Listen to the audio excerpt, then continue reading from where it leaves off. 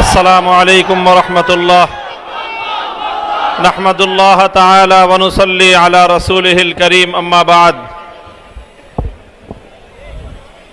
বিতর্কিত একটি নির্বাচনের পরবর্তী আজকের এই 11 দলীয় প্রতিবাদ সমাবেশে উপস্থিত সংগ্রামী সভাপতি, সংগ্রামী সমাবেশ,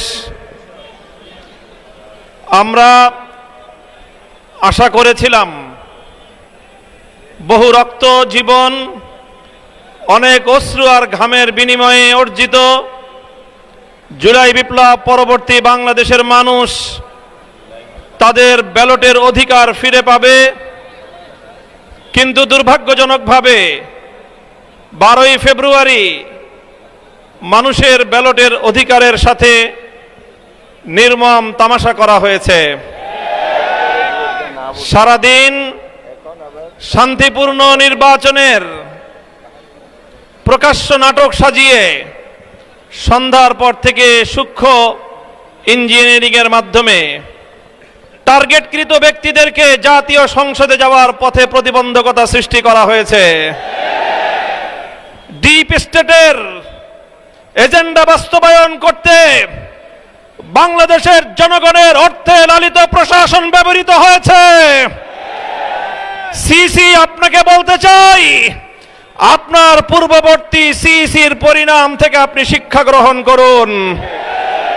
আমরা যে আপত্তি জানিয়েছি, সঠিক তদন্তের মাধ্যমে জনগণের ব্যালটের অধিকার যদি ফিরিয়ে না দেন, বাংলার মানুষ জোর করে তাদের অধিকার কেড়ে নেবে ইনশাআল্লাহ।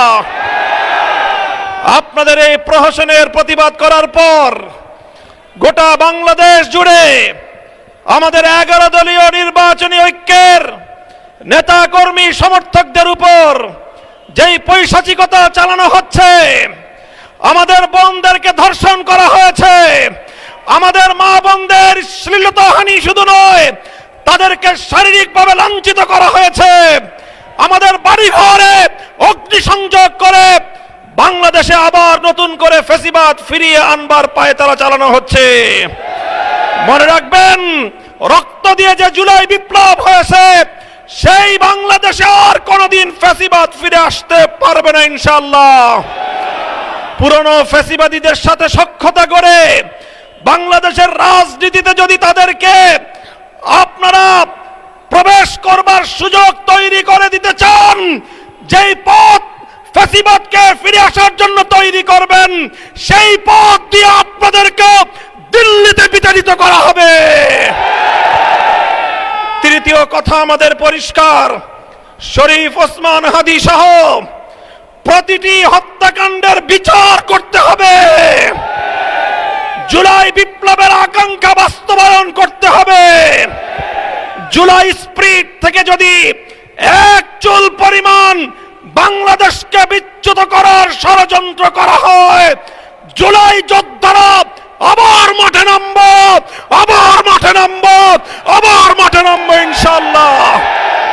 সকলকে ঐক্য এবং সংহত মজবুত করার, আগামী দিনে দেশের মানুষের ভাত এবং ভোটের ন্যায্য অধিকার বাস্তবায়নের লক্ষ্যে চলমান এই সংগ্রামকে মজবুত এবং সংহত রাখার উদাত্ত আহ্বান জানাই।